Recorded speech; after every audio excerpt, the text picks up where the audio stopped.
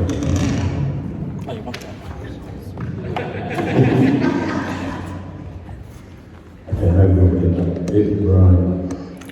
guess I'm going to ask you a question. Are you?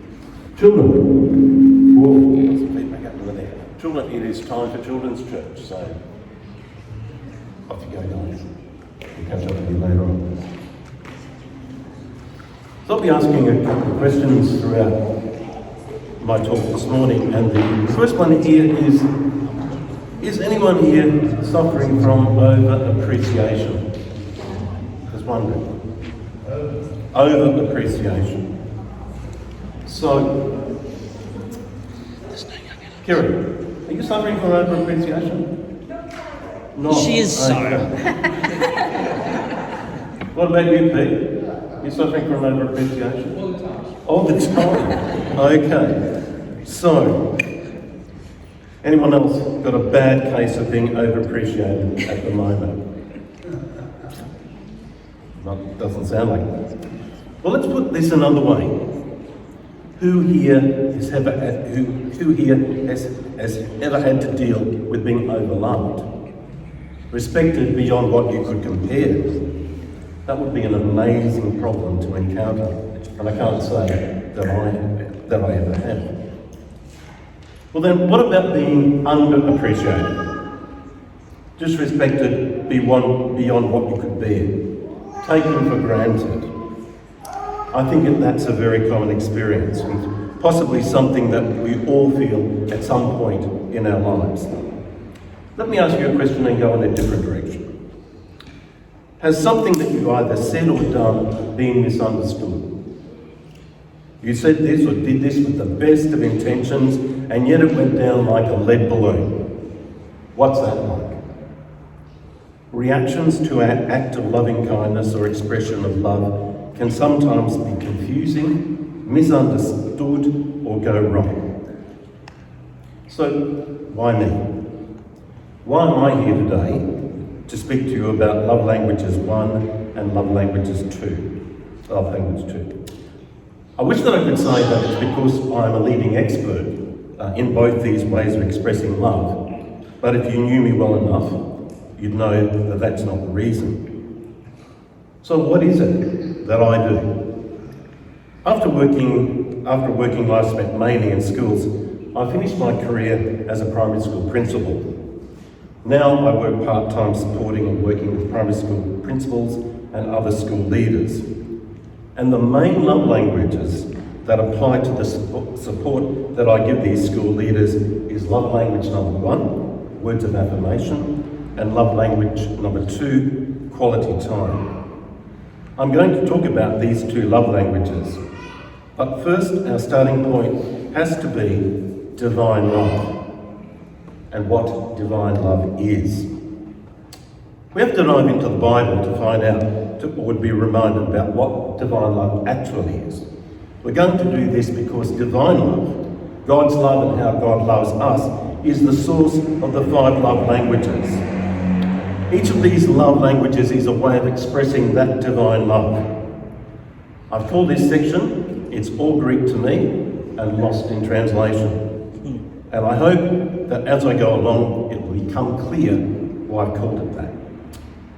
So why are we doing this 5 Languages of Love series and discussing this book in home groups? Simply put, it is because Jesus has commanded us to love one another. But this is where things can get a bit tricky, because the word love in English has many meanings. And most of us read Bibles that have been translated into English versions that we read and study.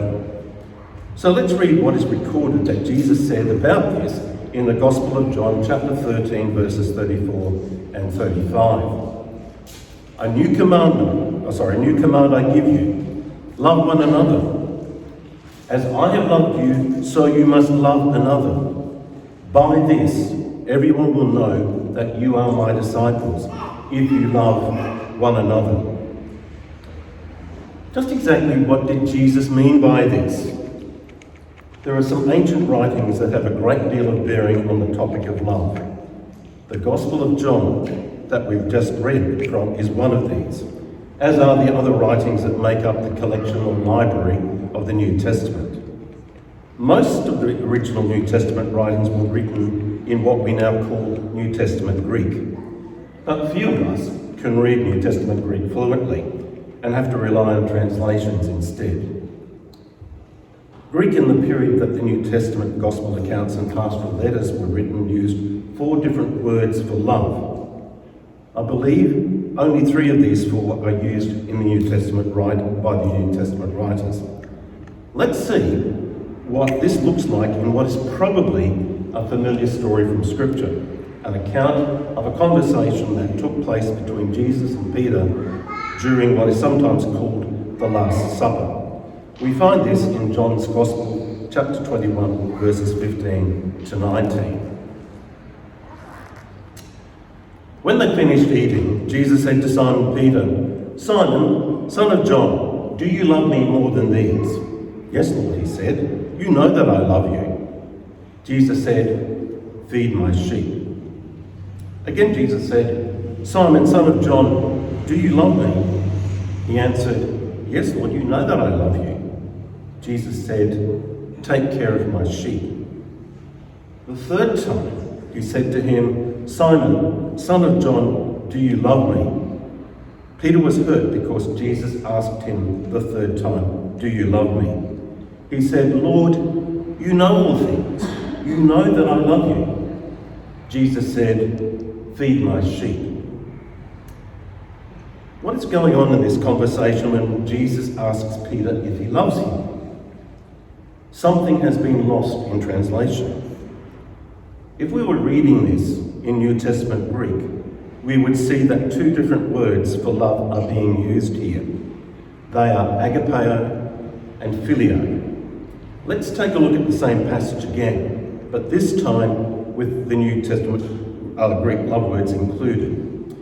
And we're reading from a slightly different version to the NIV that we just read in this particular case. When they had finished breakfast, Jesus said to Simon Peter, "Simon, son of John, do you love me? Do you agape love me more than these?" He said to him, "Yes, Lord, you know that I phileo you. I phileo love you." He said to him, "Feed my lambs." He said to him a second time, "Simon, son of John, do you love me? Do you agape love me?" He said to him, "Yes, Lord, you know that I love you, that I phileo love you." He said to him, "Tend my sheep." He said to him the third time, "Simon, son of John, do you love me? Do you phileo love me?" Peter was grieved because he said to him the third time, "Do you love me? Do you phileo love me?" And he said to him, "Lord, you know everything. You know that I love you, that I phileo love you." Jesus said to him, "Feed my sheep." So to better understand what is going on in this conversation, it would be good to know what agape, which is the noun, or agapeo, the verb, and phileo mean, because it's obviously something different. So let's take a look. Thanks, Josh. If we look at phileo has this meaning that it's brotherly love. It's generous and affectionate, and it expresses feeling. Whereas agapeo, or agape love, is sacrificial love, unconditionally given. And this word is an expression of action or behaviour. Knowing these New Testament Greek words helps us to see that Jesus' question to Peter is not about whether he wants to be a good mate. It's much more. He is asking Peter if he is prepared to sacrifice everything, even his life, for Jesus. And we see that at this point in Peter's life, he's not yet ready to agapeo Jesus. Just mates is fine for now. But what about you and me when we leave here today? Will we be just good mates, or will our lives go to the next level? Will it be, "Yes, Jesus, I will love others in the same way that you have loved and agapeoed us"? Agapeo is the same word used by Jesus in his commandment to love one another as he loved us. It is to agapeo one another as Jesus agapeoed us. It is sacrificial, given unconditionally, meaning that it is given without expecting anything in return, without conditions, no strings attached, and given freely. It is selfless behaviour, a selfless act. This is how God loves us, and this is how we are to love others. What we call divine love or agape love is also called grace. It is totally unmerited love in action, and it is the kind of love that is expressed through each of the 5 love languages. So now let's get back to love languages 1 and 2. So the It's All Greek to Me and Lost in Translation section was all about the what. The what being the unconditionality of God's love to us. But that's not all. The new commandment that Jesus gives his disciples is that they must agapeo one another as Jesus has agapeoed them. They are to love in the same unconditional way that he loves. And this also applies to those who call themselves followers of Jesus now. That means that this applies to the members of this church. It's not optional. So that was the that. Now, what is the how? The how is knowing and understanding the 5 love languages. This is how we both give and receive love. Let's take a look at love language number 1, words of affirmation. To do this, I'm going to introduce you to a school leader that I'll call Max. Max is somebody that I spent a lot of time supporting and working with. Max was the deputy principal of a large metropolitan primary school. Max's principal was suspended from his school. Suspension means that you're directed that you may not communicate with any staff, parents, or students at that school, and that you surrender your school laptop, phone, keys, and corporate card. Failure to follow the terms of suspension, for example, speaking to a member of the school staff, is regarded as a breach of suspension. Suspensions are usually lengthy, lonely, drawn-out affairs. Soon after this, Max was also suspended, and he contacted me for support. We spoke regularly as the days, weeks, and months dragged on. He was convinced that he was going to be sacked. Apart from me, his support personnel included the union solicitor, his psychiatrist, and his psychologist. During this period, Max went to some very dark places emotionally, and his mental health copped a beating. Max's case took a very serious turn a number of months into his suspension. Up until then, it had been an internal departmental investigation. But now the case was being referred to the CCC, the Crime and Conduct Commission. Max's principal was now under investigation by the CCC, and this also meant that Max was now under CCC investigation too. He experienced being interrogated by officers of the CCC. One day he called me to tell me that earlier that day he'd answered the door to his unit at 7 o'clock in the morning to find 5 officers of the CCC were there to search and confiscate possible evidence. They were in his unit for more than 3 hours. They took laptops, cameras, and other electronic devices. Max was severely traumatised by this incident, and it took months before he was able to return to his unit and stay there overnight. In the end, Max's investigators uncovered nothing. Max was not guilty of anything. By the way, the last time that I spoke with Max face to face, he thanked me for saving his life. He's left the Department of Education, and who could blame him? Moved overseas, no longer works in education, and is doing very well for himself. You might well ask, what has this got to do with love language number 1, words of affirmation?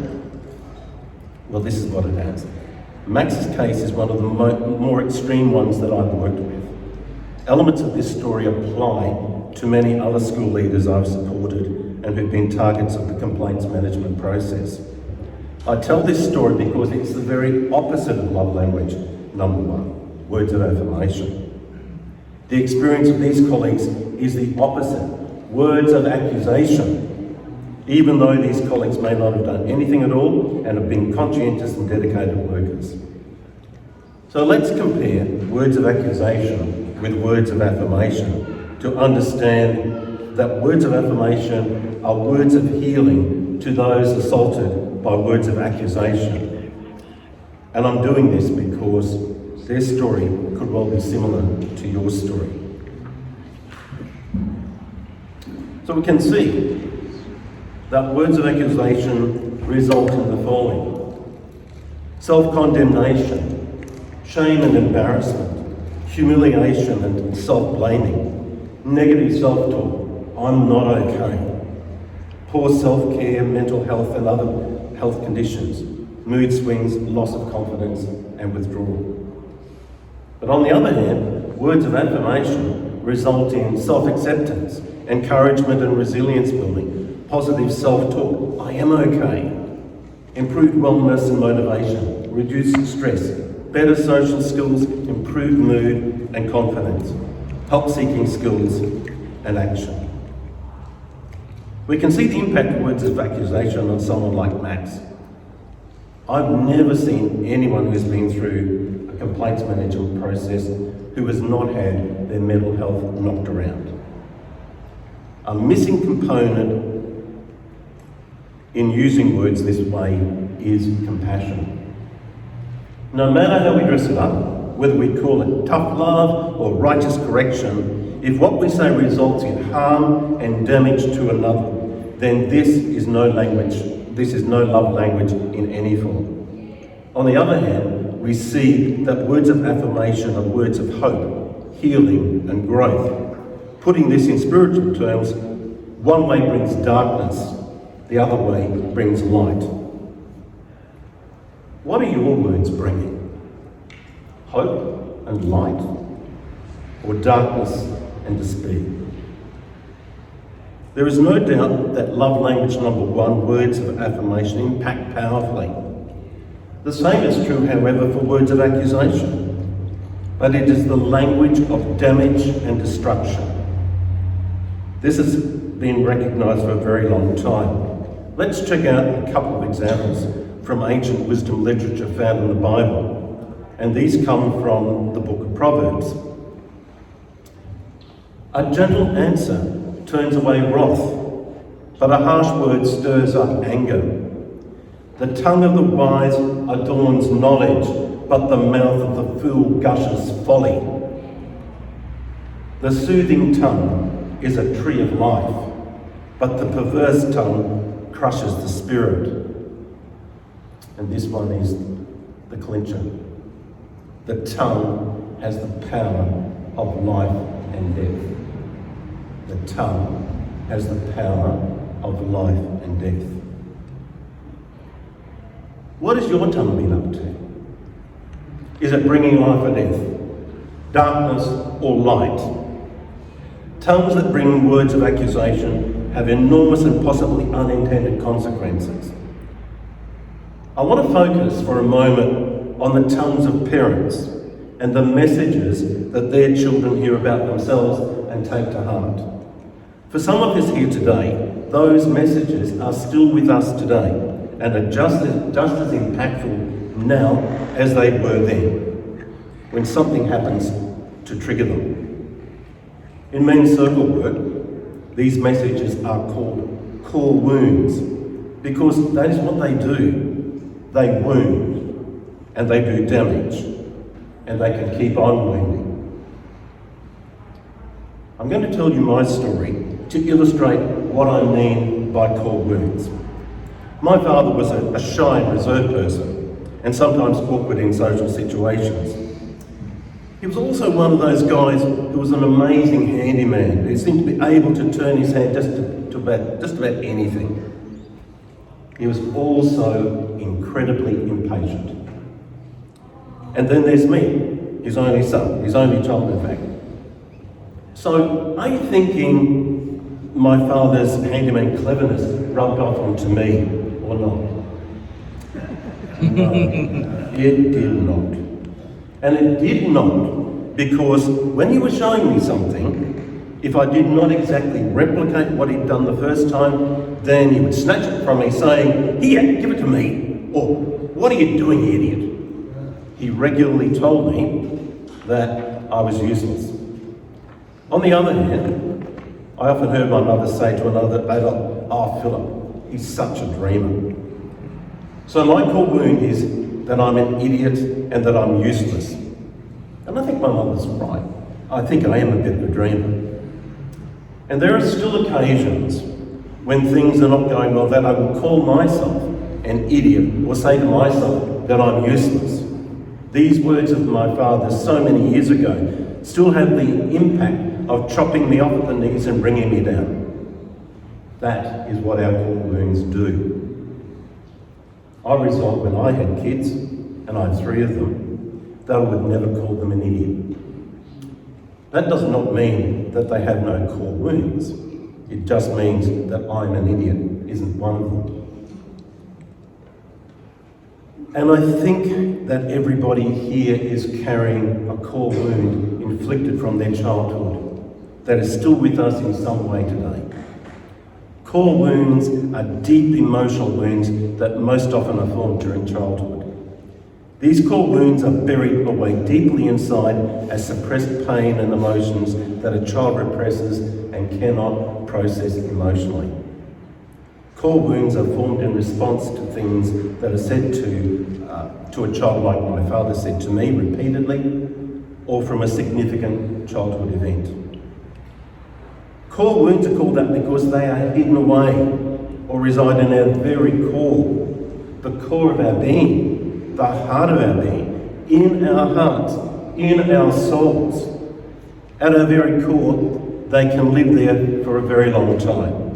So we are talking about an issue that affects our very essence. So what are some of the core wounds that others have? Here we go. I'm not good enough.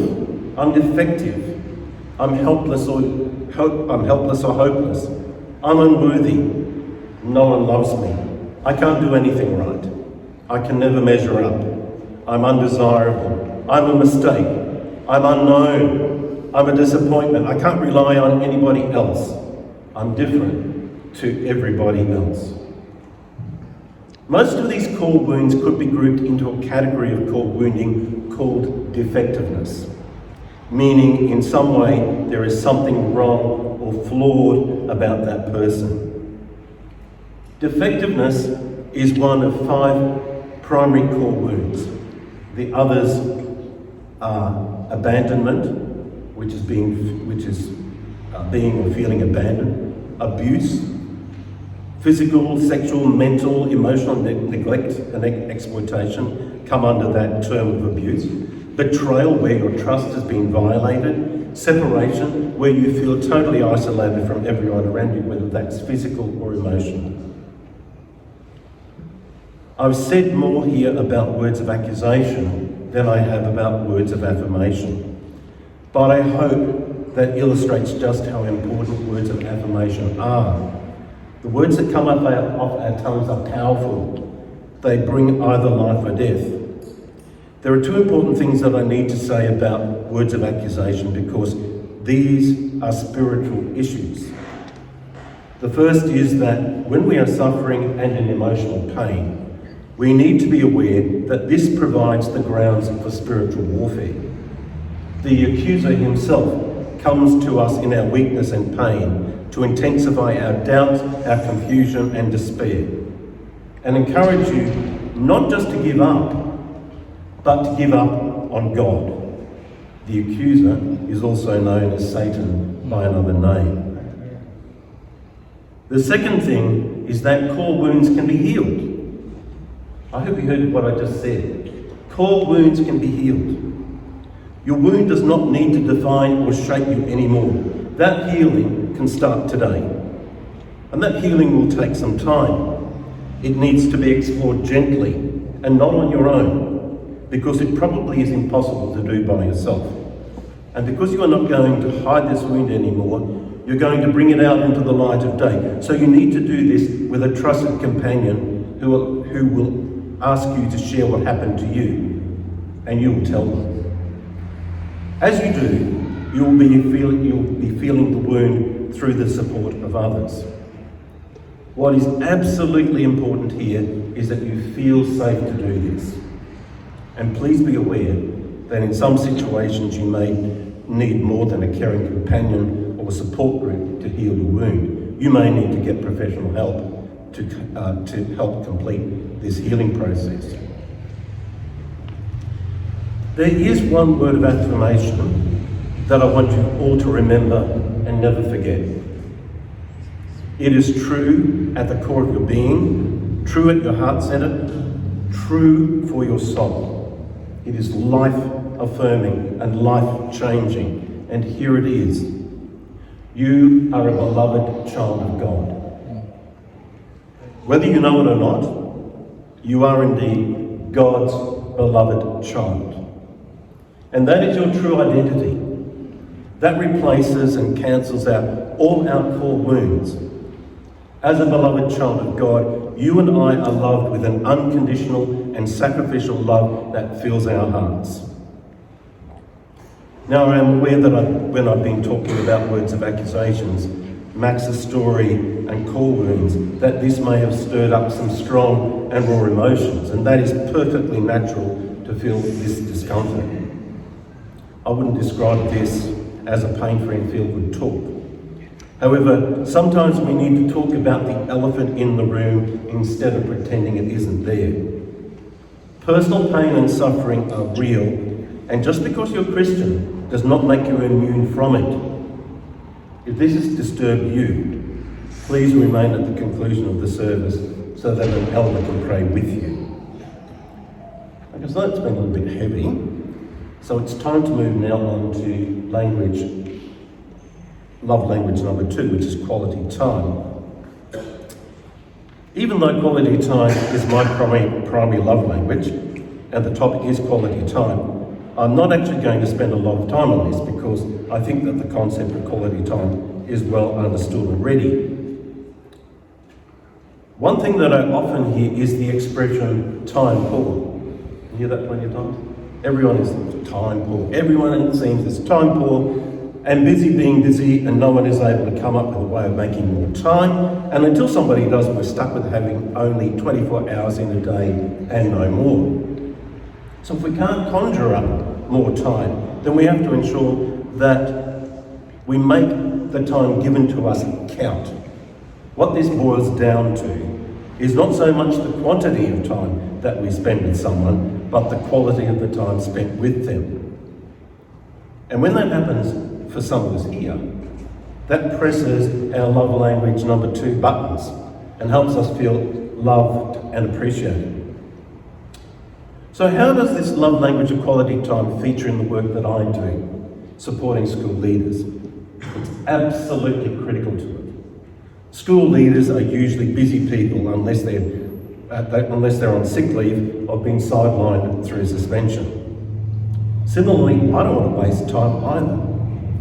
I do most of my work via the phone. That doesn't mean that most of those calls are longer than 10 minutes. Very often they are longer, especially the initial call. And this is because that's where my colleagues get to tell their stories. And it's important for me to understand their circumstances as well as possible if I'm to give them the most relevant support that I can. Their follow-up phone calls and check-ins will then usually be much shorter. So currently, I'm supporting a school leader who I'll call Brad.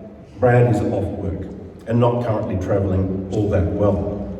Consequently, Brad and I have agreed that I will now make check-in calls every 2 weeks. I let Brad decide on the frequency of the calls, and I know that when the calls get further apart, his situation is improving. Brad gave me some interesting feedback during our last call.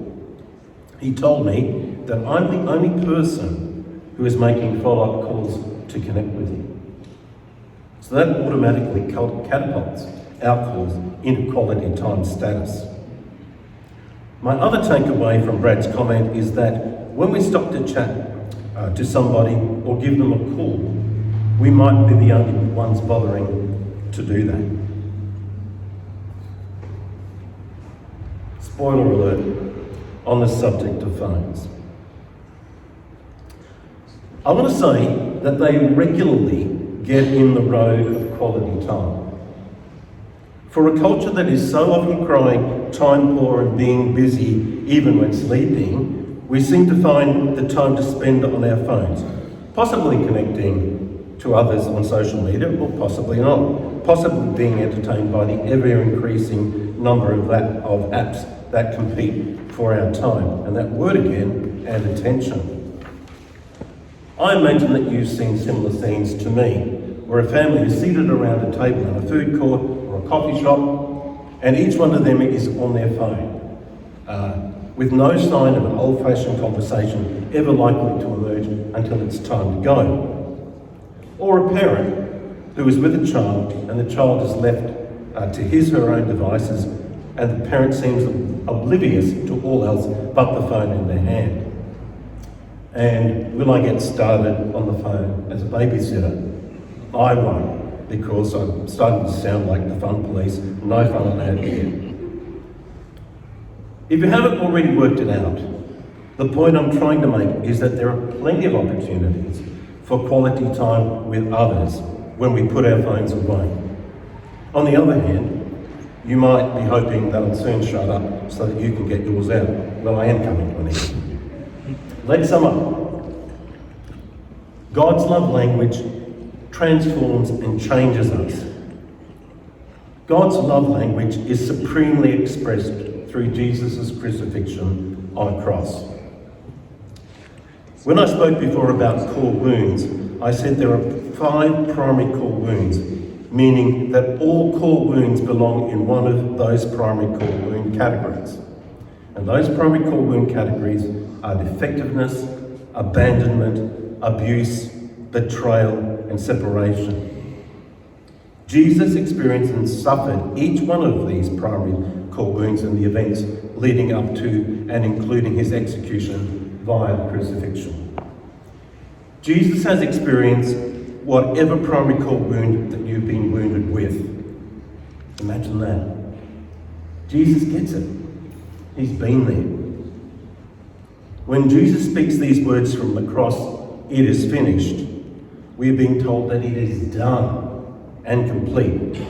There's nothing more that anyone needs to do to be in a right relationship with God. It is transforming love. It changes you. You need no longer be impacted and subjected to any core wound. Paul declares this in his second pastoral letter to the church of Corinth, and also in his letter to the Galatian church.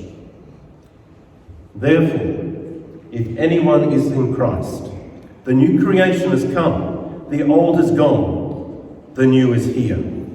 And from Galatians, I've been crucified with Christ, and I no longer live, but Christ lives in me. The life I now live in the body, I live by faith in the Son of God, who loved me and gave himself for me. These are God's amazing promises.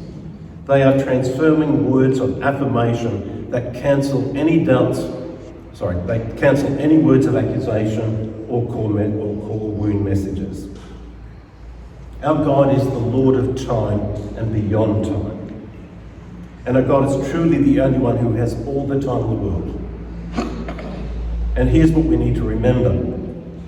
God always has time for you and me. God is not time poor. Any time we spend with God is always quality time. And our God is always ready to spend time with us. We need to be giving and receiving both love language number 1, words of affirmation, and love language number 2, quality time, to refuel the emotional tank that Gary Chapman writes about in the 5 love languages. We cannot run our lives on an empty emotional tank. It needs topping up. And the way that we do that is by receiving love in our primary language and by giving love to others in their primary love language. When we do this, we are living out Jesus' new commandment to love one another as he loved us. May each one of us know and experience the transforming power of God's love expressed in such a costly way through his Son's death on the cross and his resurrection into glory. This transforming power of God's love changes everything. Once you've been touched by it, you can never be the same again. Love has found a way. It is not, as the saying goes, that love will find a way. The truth is that love has already found a way. Has it found you? And finally, so what are the takeaways for today? Or because there's still a little bit of teacher and principal left in me, here's your homework. There are three things. Love language, number one, words of affirmation. The most important affirmation is this: you are a beloved child of God. And don't forget it. This week's challenge for love language number one is to see who can give the most affirmations and encouragement in our families and in our church family. Secondly, rule your tongue and guard it well. The challenge for the rest of the rest of the week is this: speak life and light and not death and darkness. And the third one, from love languages number two, quality time. Put your phone away as often as possible and have a conversation instead. And take note of which day was your PB, your personal best.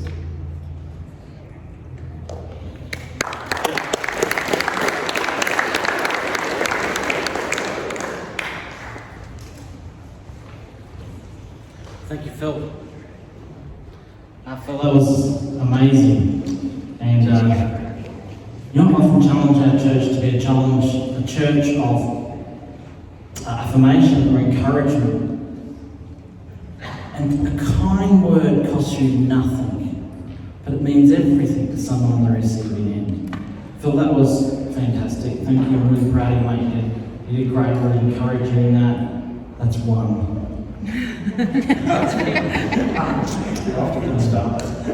Yeah. Richard, I've watched you recently, mate. I'm really proud of you, Richard. You're going all the way. Pam, I love how you look wife for one about others. I love how you look after him. I love how you serve in the kitchen. Thank you. Beck, I love what you've overcome since you've come here. I love how you play that piano. I love watching you get down on your knees to help someone to play Amazing Grace. I love how you've given yourself to these beautiful children that come to this church. I love how you've given of yourself. Thank you, babe. Laurel, I love how you serve so faithfully. I love how you leave Tim Tams in the vegetable crisper. I found you out. I love how you come and you clean on Friday. I never asked, but you come and you clean the kitchen, you make sure everything's ready. I really appreciate you all. Gloria, thank you for being my friend. It's so easy. Can I encourage you to do that?